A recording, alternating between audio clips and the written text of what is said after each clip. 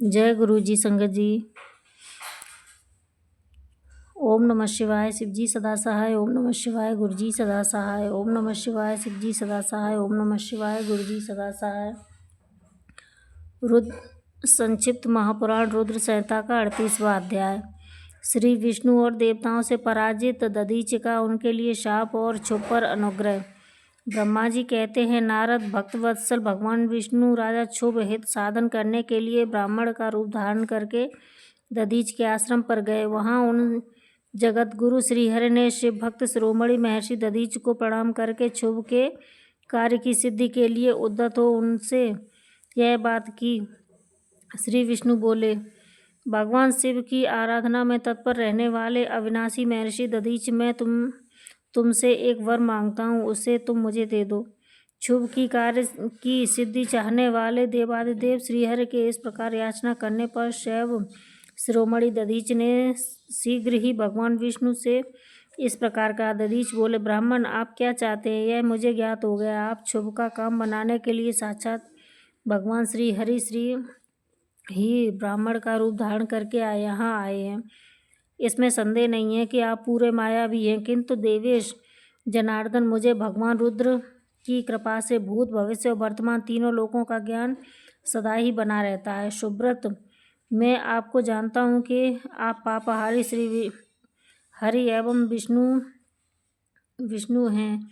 यह ब्राह्मण का वेश छोड़िए। दुष्ट बुद्धि वाले राजा क्षुभ ने आपकी आराधना की है, इसलिए आप पधारे हैं। भगवान हरि आपकी भक्त वत्सलता को भी मैं जानता हूँ। यह छल छोड़िए, अपने रूप को ग्रहण कीजिए और भगवान शंकर के स्मरण में मन लगाइए। मैं भगवान शंकर की आराधना में लगा रहता हूँ। ऐसी दशा में भी यदि मुझसे किसी को भय हो तो आप उसे प्रयत्न पूर्वक सत्य की शपथ के साथ कहिए। मेरा मन शिव के स्मरण में ही लगा रहता है, मैं कभी झूठ नहीं बोलता। इस संसार में किसी देवता या दैत्य से भी मुझे भय नहीं है। श्री विष्णु बोले, उत्तम व्रत का पालन करने वाले दधीच, तुम्हारा भय सर्वथा नष्ट ही है, क्योंकि तुम शिव की आराधना में तत्पर रहते हो, इसलिए सर्वज्ञ हो। परंतु मेरे कहने से तुम एक बार अपनी प्रतिद्वंदी राजा क्षुभ से जाकर कह दो कि राजेंद्र, मैं तुमसे डरता हूँ।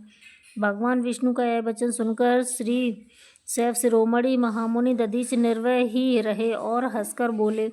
दधीच ने कहा, मैं देवादिदेव पिनाक पाणी भगवान शंभु के प्रसाद से कभी किसी से और किंचन मात्र भी नहीं डरता, सदा ही निर्भय रहता हूँ। इस पर श्री हरि ने मुनि को दबाने की चेष्टा की। देवताओं ने भी उनका साथ दिया, किंतु उनके सभी अस्त्र कुंठित हो गए। तदनंतर भगवान श्री विष्णु ने अगणित गणों की सृष्टि की, परंतु महर्षि उनको भी भस्म कर दिया। तब भगवान ने अपनी अनंत विष्णु मूर्ति प्रकट की। यह सब देखकर च्यवन कुमार ने वहाँ जगदीश्वर भगवान श्री विष्णु से कहा। दधीच बोले, महाबाहु, माया को त्याग दीजिए। विचार करके यह प्रतिभास मात्र प्रतीत होता है। माधव, मैंने सहस्त्रों दुर्विज्ञ वस्तुओं का जान लिया है। आप मुझसे अपने सहित संपूर्ण जगत को देखिए। निरालस्य होकर मुझ में ब्रह्मा एवं रुद्र का भी दर्शन कीजिए, मैं आपको दिव्य दृष्टि देता हूँ।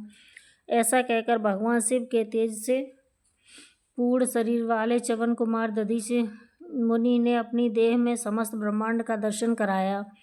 तब भगवान श्री विष्णु ने उन पर पुनः कोप करना चाहा। इतने में ही मेरे साथ राजा क्षुभ वहां आ पहुंचे। मैंने निश्चेष्ट खड़े हुए भगवान पद्मनाभ को तथा देवताओं को क्रोध करने से रोका। मेरी बात सुनकर इन लोगों में ब्राह्मण दधीच को परास्त नहीं किया। श्रीहरि उनके पास गए और उन्होंने मुनि को प्रणाम किया। तदनंतर क्षुभ अत्यंत दीन हो उस मुनीश्वर दधीच के निकट गए और उन्हें प्रणाम करके प्रार्थना करने लगे। क्षुभ बोले, मुनि श्रेष्ठ शिव भक्त शिरोमणि, मुझ पर प्रसन्न होइए। परमेश्वर, आप दुर्जनों की दृष्टि से दूर रहने वाले हैं, मुझ पर कृपा कीजिए। ब्रह्मा जी कहते हैं, नारद, राजा क्षुभ की यह बात सुनकर तपस्या की निधि ब्राह्मण दधीच ने उन पर अनुग्रह किया। तत्पश्चात श्री विष्णु आदि को देखकर वे मुनि क्रोध से व्याकुल हो गए और मन ही मन शिव का स्मरण करके विष्णु तथा देवताओं को शाप देने लगे। दधीच ने कहा, देवराज इंद्र सहित देवताओं और मुनीश्वरों, तुम लोगों रुद्र की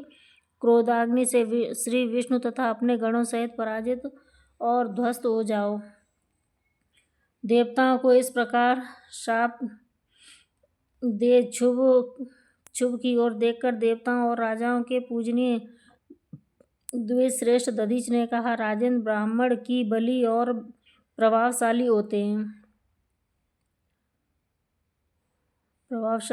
है। ऐसा स्पष्ट रूप से कहकर ब्राह्मण दधीच अपने आश्रम में प्रविष्ट हो गए। फिर दधीच को नमस्कार मात्र करके शुभ अपने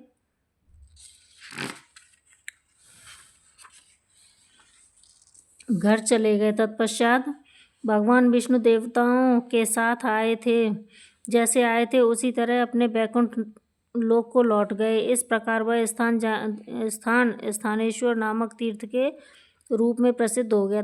स्थानेश्वर की यात्रा करके मनुष्य अपना सायुज्य प्राप्त कर लेता है। तात, मैंने उन्हें संक्षेप में क्षोभ और दधीच के विवाद की कथा सुनाई और भगवान शंकर को छोड़कर केवल ब्रह्मा और विष्णु को ही जो शाप प्राप्त हुआ है उसका भी वर्णन किया है। जो क्षोभ और दधीच के विवाद संबंधी इस प्रसंग का नित्य पाठ करता है वह अपमृत्यु को जीतकर देह त्याग के पश्चात ब्रह्मलोक में जाता है। जो इसका पाठ करके रणभूमि में प्रवेश करता है उसे कभी भी मृत्यु का भय नहीं हो रहता है, वह निश्चय ही विजय को प्राप्त होता है।